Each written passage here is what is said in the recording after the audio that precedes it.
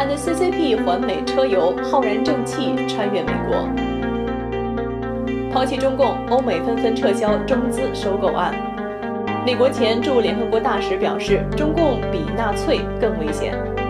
打倒中共恶魔，征签留言精选。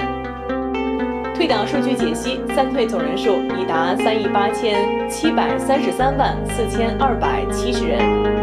退党声明精选，做一个拥有普世价值、善良的中国人。退党义工新生，本期人物王艳坤。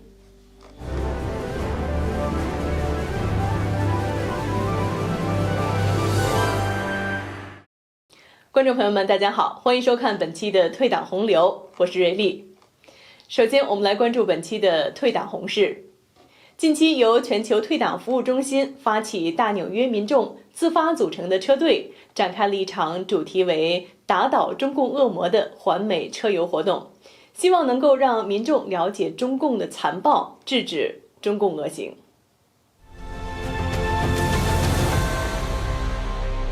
一群大纽约地区的民众从9月26日到10月16日展开了一场横跨美国之旅，历时21天，行程8000英里，跨越4个时区，经过18个州。车队从阿拉巴契亚山脉的丘陵到落基山脉的丛山峻岭，从五大湖腹地一望无际的大平原到内华达州狂野神秘的荒凉沙漠，从繁华热闹的大都市到安详宁静的美墨边陲小镇，将中共100年来迫害中国百姓，尤其是持续22年残酷迫害法轮功修炼者的讯息，将认清中共邪灵、打倒中共恶魔的救世良方告诉美国民众。一路上，车队美国国旗 NCCP 旗帜飘扬，车顶标语尤为显眼：没有共产党才有新中国， CCP 撒谎，人民死亡，请联署 NCCP， 终结中共，终结暴政。车队万里骑行，或在崇山峻岭中翻山越岭，或在广阔的平原上一马平川，或在繁华大都市的大街小巷穿梭，或在高速公路上风驰电掣。车队队列整齐，一字排开，浩浩荡荡，蔚为壮观。车队本身就是一道流动的风景线，在壮丽的风景中国年也成为风景中的风景，最美风景线中的风景线。车队沿途传播真相，启迪人心，不断引发共鸣，收获无数点赞。很多司机、民众、游客向车队鸣笛，挥手竖大拇指，拍照录像，夸赞，表示支持，签署 NCCP 倡议，与车队合照。在拱门国家公园，几位游客加入到 NCCP 义工的队伍，和义工们一起拉着横幅，振臂高呼 NCCP。在布莱斯峡谷国家公园，一位游客接过传单中车上认真阅读，对义工说：“太谢谢你们了。”在美国著名的南北景观大道89号洲际公路上，一位摩托车骑士特意停下，在路边单膝跪下，给车队拍照并挥手致意。在美墨边陲，一名哑巴男孩打着手语，告诉他看不懂英文的妈妈要妈妈签 NCCP。在德州范霍恩，一位其他车辆的司机跟着车队行驶了30英里，要签 NCCP。在内布拉斯加州的一个酒店停车场，一位名叫 Joseph Orney 的男子看到车队和传单后，当场红了眼睛。他拍着义工王志龙的肩膀，哽咽地对他说：“我非常支持你们，非常支持你们所做的一切。”在洛杉矶的酒店，捷克女主持人、女演员 Veronika Petrova 遇到车队，她当场签署 NCCP， 她的同行者单膝跪下和车队合照。在亚利桑那州塞多纳著名的国家风景区红石山，一位当地的女孩签署了 NCCP， 收到了义工居瑞红赠送的小莲花，她非常感动，跑回家拿了一包当地的小石头回赠，和义工拥抱，亲了又亲。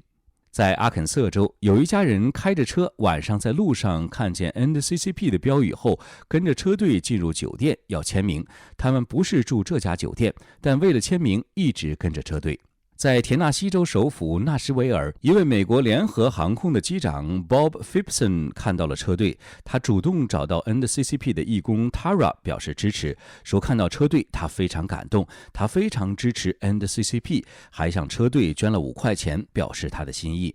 在肯塔基州的赛马场，民众安宙见到车队后走过来与车队合照，主动扫描二维码联署，并写上感言：很多美国人和你们站在一起。在宾州匹兹堡，一位遛狗的女士看到义工们高喊 "NCCP" 拍照时，她向义工挥手致意。当她听到义工们驰骋万里传播真相，希望美国人民清醒，明白 CCP 的邪恶时，她非常感动，眼眶噙满泪水，在签名时热泪滚滚滴下。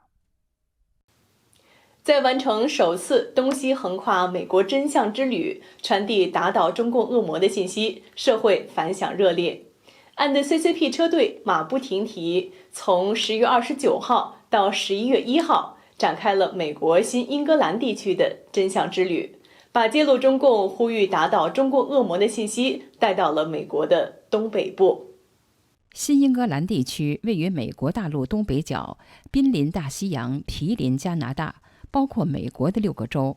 这个地区也是当年来自英国的清教徒为了逃避宗教迫害、追求信仰自由，最早抵达北美新大陆的登陆地。在缅因州大西洋岸伊丽莎白角的最上镜灯塔波特兰灯塔，白人游客 Corina 加入到义工们的队列中，在打倒中共恶魔横幅前合影，表达支持，并竖起大拇指点赞。在波特兰灯塔附近公园的停车场，一位白人女孩看到车队后非常兴奋，她对着车队拍照，找到 NCCP 义工，不断表达她的感想，并联署 NCCP 倡议。白人女孩 Wagner 说，她从中国朋友那里知道很多令人心碎的故事，对中国共产党的危害，每个人都不应漠视。这位叫 Wagner 的白人女孩说，我们要终结中国共产党，因为它带来太多的非人道。 And we need to end the Communist Party because this is ridiculous and it's not fair and there's so much that goes on that nobody knows, that they won't let anybody know, and it's fucked up. It's completely ridiculous, and the communists they're absolutely trying to take over, and if we don't stop them before they do, even more people are going to be hurt, and there's so much that's happened in China that nobody knows about, and it needs to happen. We need to make a change, and we can't keep on ignoring it. They're literally going to take over, absolutely, and they're going to take over. The Americans aren't even going to see it coming. We're going to think that it just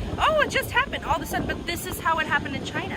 is it just slowly takes over and people get sick or whatever, and it starts with COVID, or it starts with whatever you can do to make the people weak, and then to get the people to follow, and then you can take away all of their freedoms and all of their rights and everything that we stand for here in America. I have friends from China, and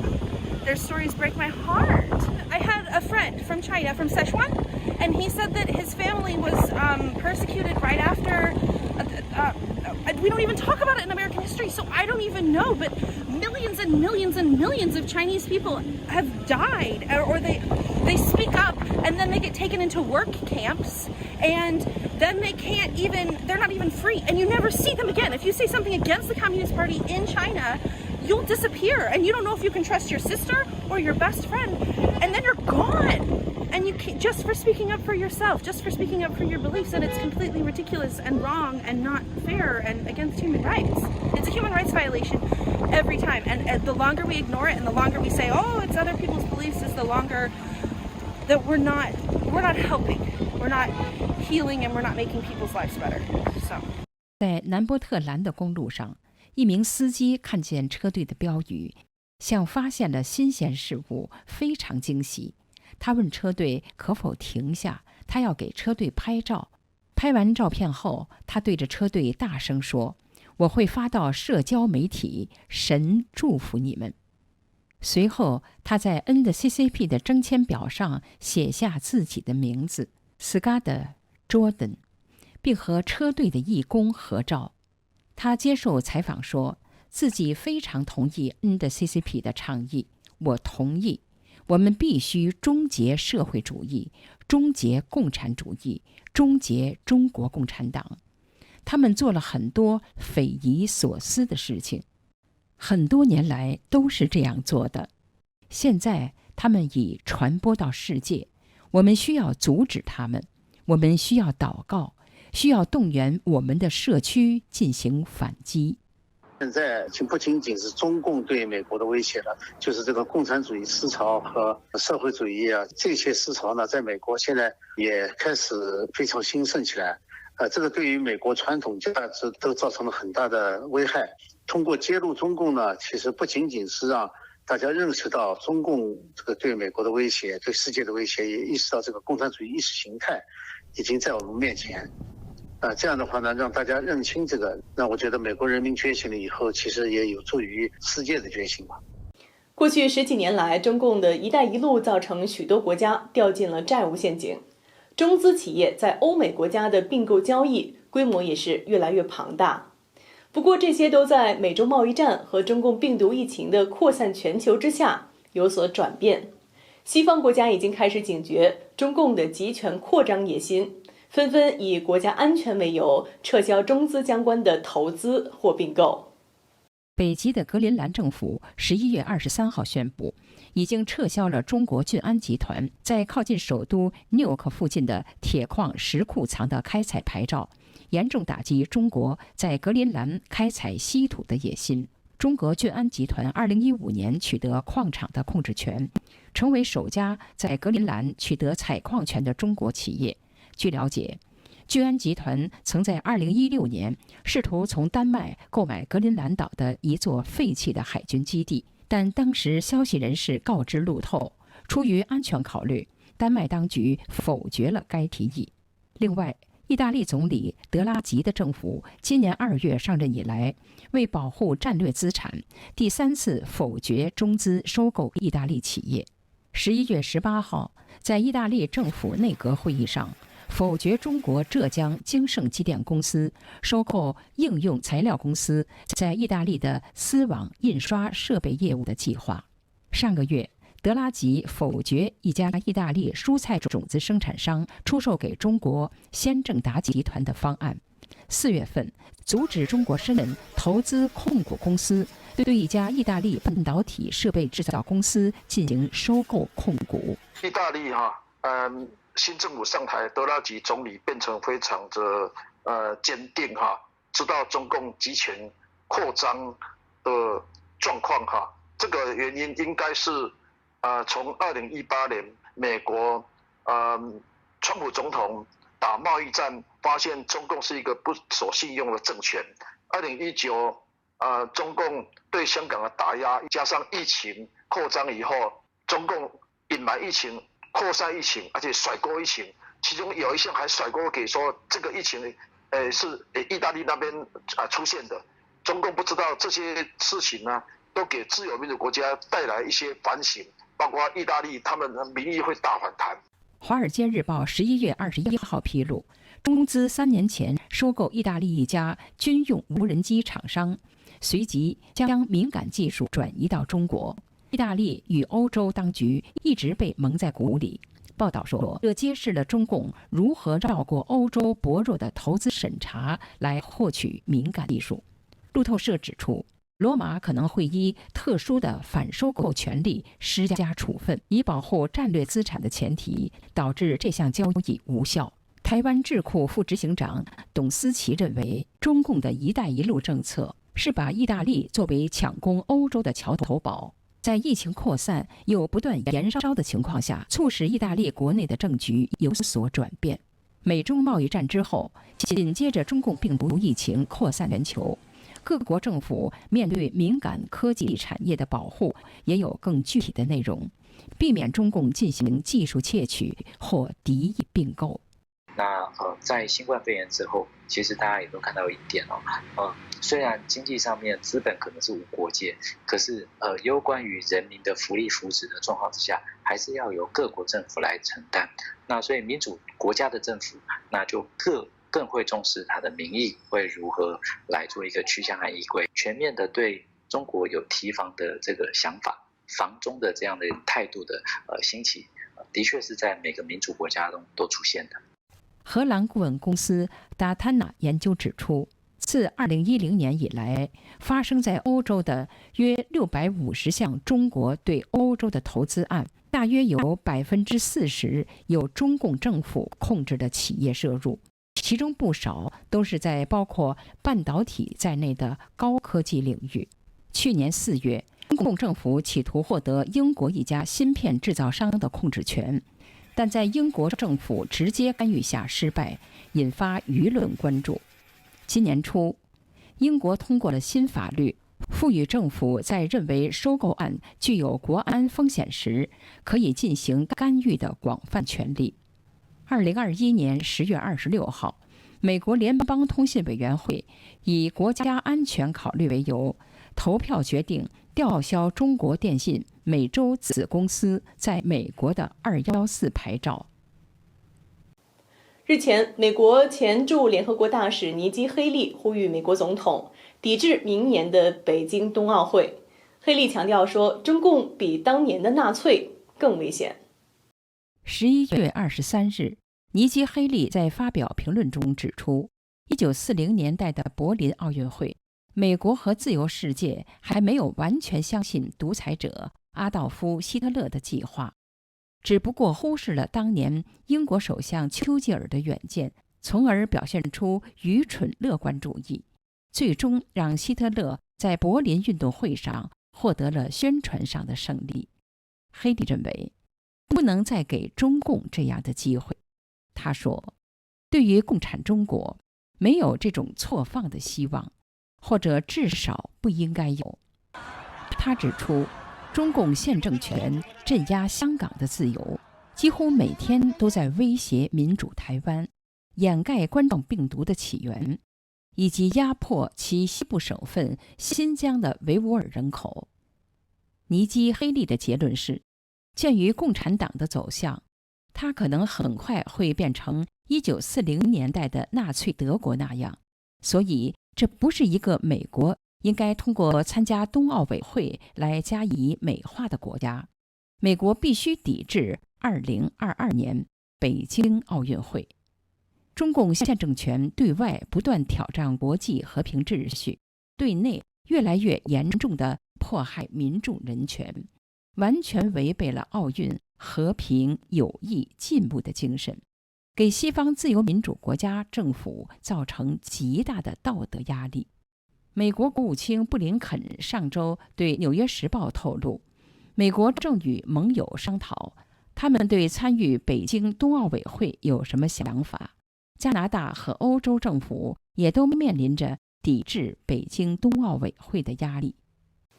全球退党服务中心在2020年6月发起打倒中共恶魔的网络征签，征签网站上提供了超过29种语言版本，截止到目前已经有超过174万人签名响应。自从2020年的6月以来，有大量的来自世界各国30多个国家的民众在征签网站上签名和留言，发表对于共产邪恶主义清晰的认识。那么这些留言是生命对于中共邪党重新认识后，要求终结中共最彻底的声音。NCCP 征签留言：中共必须结束，我们必须对一切的邪恶存有忧患意识，所有人类都应履行和平共存之道，不只为了个体的生存，也为了我们星球的存亡，以及继承我们脚步的子孙后代。和平是不能被强制的，和平也不是能够收买来的。自古以来，和平就是存在的，我们必须要共同努力，才能取得真正的和平。詹姆斯，美国。我把北京的邪恶中共与平和可敬的中国人民划分开来。我厌恶中共以及他对澳大利亚的软实力腐败。当人们担心中国人移民到澳洲时，其实是在担心中共在我们的国家要做的那些事。斯文，澳大利亚。中共的结束会为人类社会开启一个幸福而平和的新时代。越南，提门。自从2004年以来，每天都会有大量的民众在全球退党服务中心的网站发表三退声明，声明退出中共及其附属共青团少先队组织。如今在天灭中共的红势引领之下，全世界全面清理共产邪恶主义毒素的洪流当中，各国纷纷联手反击、追责围剿、解体中共的大潮中，人们对于共产邪恶主义有了更加清醒的认识。这些声明是生命重新觉醒、重新获得新生后最真实的声音。退出中共少先队组织。我以前在年少的时候，在中国大陆没有加入过中国共产党的党员和共青团团员，但是我曾经入过中共的少先队组织。我是糊里糊涂的被拉进中共的少先队组织的。那时的我是一个什么都不懂的乳臭未干的小伙子，一直被中共的党媒 CCTV、环球时报和红色共产党的电视剧洗脑控制着。来到国外后，通过看世界自由之声、东方之光、寒冬、自由之家、无国界记者和保护人权与宗教自由协会等诸多国际非政府组织的新闻和网站，才了解到共产党邪教恐怖组织犯罪集团干了太多的坏事。邪恶恐怖的计划生育政策，即对2020年新冠疫情的极力用谎言与暴力掩盖病毒来源的真相，以及国产毒疫苗残害中国及世界的人民的令人发指的邪恶行径。再者，自2014年到2021年对基督教、天主教、伊斯兰教、佛教和道教的宗教场所的非法拆除和取缔的邪恶行径，甚至强制推行宗教中国化等取缔、消灭所有宗教，并将大陆建成无神区及无宗教信仰区的这样令人厌恶的侵犯人权的邪恶行径。我已经彻底看清了共产党的邪教恐怖主义本质，并认为中共官方的说法中国大陆信教人数达到2亿人是一个天大的谎言。现在觉得自己的灵魂需要得到救赎，远离这个中共邪教恐怖主义的一切组织才是良好的开始。我爱中国的神传文化和华夏文明和各种宗教文化，但是不爱中共。我在此声明退出中共的少先队组织，并与共产党邪教恐怖组织犯罪集团彻底划清界限，站在人类普世价值文明的正义一边，从此真正做一个拥有中国传统文化、华夏文明、宗教信仰普世价值的善良的中国人。声明人张真，2021年8月23日，中国大陆。一名95后武汉人从今天开始正式地宣布与中国共产党撇清关系。我是一名来自湖北武汉的95后年轻人。去年中共病毒在我的家乡武汉大爆发的时候，因为中共政府在初期的不管不顾以及刻意的放走了大批人潮离境，而导致病毒迅速的在全世界传播开来。作为武汉人的我，在去年刚刚获得了翻墙能力，并了解了事情的全貌之后，真的是让我自己觉得十分的惭愧。自己曾经所一直信任的中国共产党政府，竟然是一个这样的东西。同时，当初他们在进行所谓抗击疫情行动的时候，就以我自己所处的汉阳区来说，他们中共政府对待我们民众也就像对待家养牲畜一样，只要给关在家里就可以了。至于蔬菜、肉类食品的供应，网络上传出的那些垃圾车运食品的视频也全都是真的。我当时有问自己的老同学到底有没有这件事情，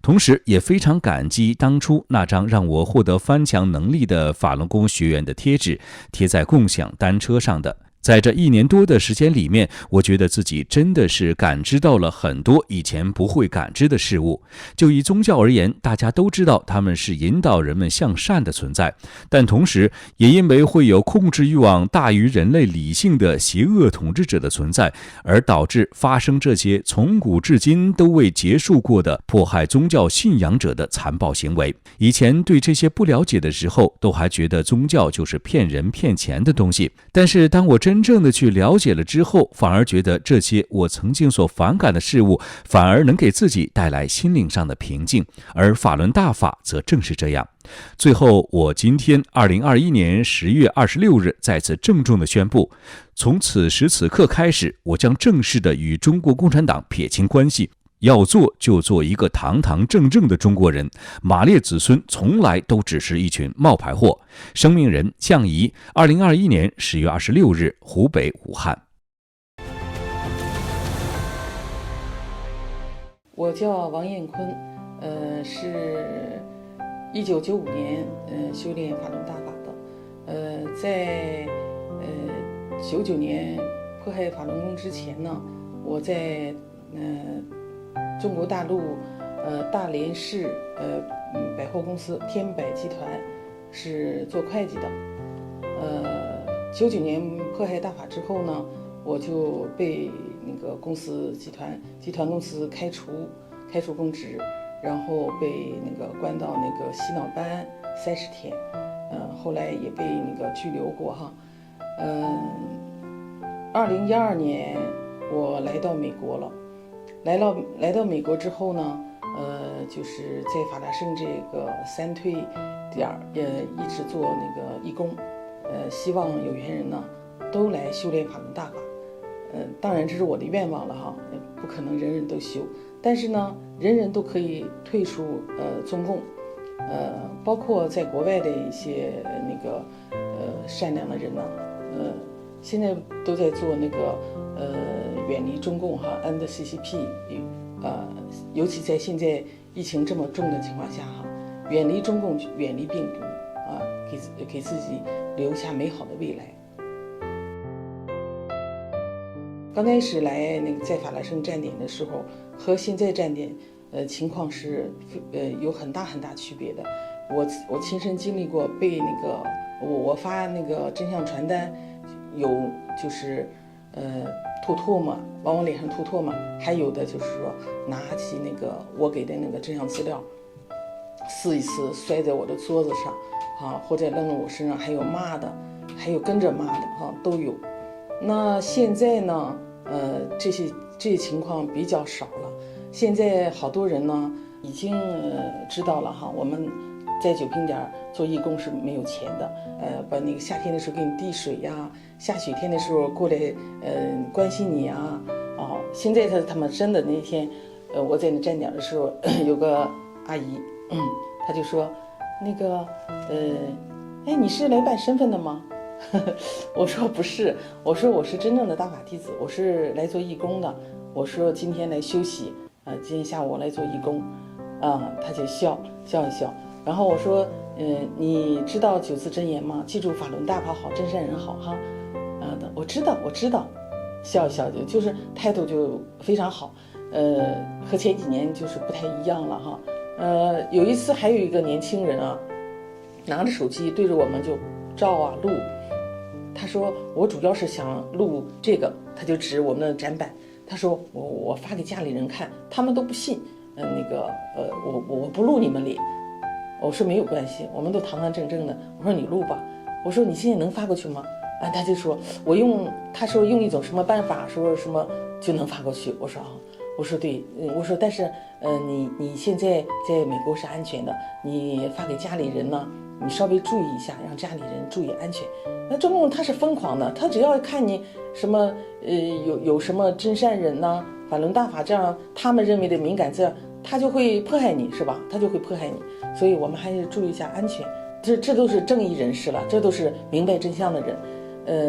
明白真相的人越来越多，但是我觉着还是不够，真的不够，占的比例太少。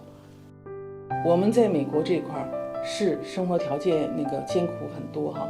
但是呢，我们是自由，人生是自由的。那我们在大陆那些同修，他们被抓到监狱里边，有的生死不知啊，有的人都没有不知道哪里去了，这个人找不到。那我们在海外呢，就是坚持讲真相呢，就是让人知道国内迫害冷在继续，迫害还在发生，这就是越来越残酷，越来越隐蔽。我们的责任和义务，就是要叫醒更多的人，呼吁停止这场迫害，停止对信仰真善忍的迫害，停止对中国老百姓的洗脑式的那种邪恶宣传。像我现在就是说，正常的做护理工作啊，做3天，然后休息4天呢，我利用休息这个几天呢，到酒瓶点来做那个讲真相哈，这么多年来我们一直在坚持讲，来来回回的也有一些人每天都经过，每天都在听，后来一点点就是他们会明白我们为什么要在这坚持。夏天酷暑，冬天严寒，一直在这么坚持。疫情期间在政府纽约市政府规定的那个范围内，我们也在坚持哈，就是想使更多的人呢知道法轮大法的美好，法轮大法好，真善人好，把这9个字呢让更多的人记在心里。有一个老先生啊，老先生得褥疮了，得褥疮之后呢，其实有一些护理他就不愿意干，加时间之后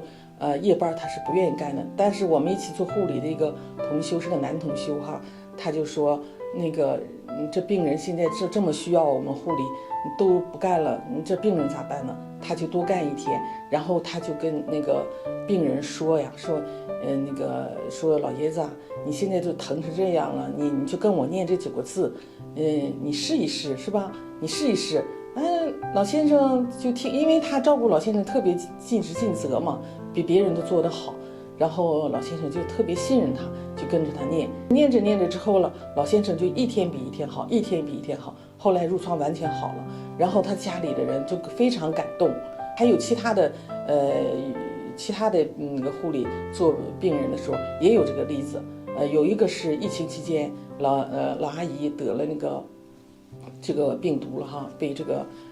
病毒感染了之后就是非常糟糕，然后我们这个同修呢，他就去护理这个阿姨，然后那个这阿姨之后呢就好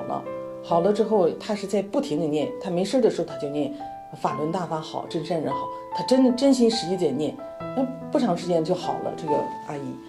就像这种例子很多很多的哈。我们中国大陆的人才是我的根呢，那是我的那个出生的地方哈，那是我的根。那我们大陆的多少人被就是中共欺骗哈，被中共污染，天天给你灌输无神论，他不信神，他不让你信无神论，然后毒害你，然后为什么他不让你信神？他让你信他呀。教科书里从小一直到老，那个党团队叫你宣誓，叫你发誓，把生命都献给他，为他的事业奋斗一生。不管他是以前几年的什么文化大革命也好，还有那个所谓的破四旧啊，还不让你就是生2胎什么，这些一系列的都是在祸害中国人。但中国人呢，他不清醒，他不明白，为什么呢？他被封锁住了，他不明白，是他不了解真相。3退1供的责任和义务就是让他知道真相。我们中国人现在都知道啊，中国共产党不好，谁都知道他不好。像我们在海外的大法弟子是在9平点也好，一直在呼吁，做3退哈，让我们不管是入过少先队也好，共青团也好，入过党也好，都要赶快在那个3退网站上发表声明，退出。解除和中共的捆绑，不让他捆绑我们，然后我们把自己的生命留给自己啊。当时宣誓把生命献给共产主义那个誓言抹掉，因为共产党他不信什么反神嘛，反人类。记住法轮大法好，真善人好，这9字真言一定要记住，然后从心里哈发自内心的记住他们啊。你只要信念这9个字，你就会受益，多好是吧？哪怕你不修炼法轮大法，你能在这场瘟疫中躲过这场灾难，不光这场瘟疫了，再往前走，谁知道还有什么样的那个劫难在等着哈，等着现在的生命。好多人都知道那个各种污染呢，尤其在大陆各种污染啊，各种病毒，各种菌。你现在这个疫情有了疫苗，那以后它变种怎么办？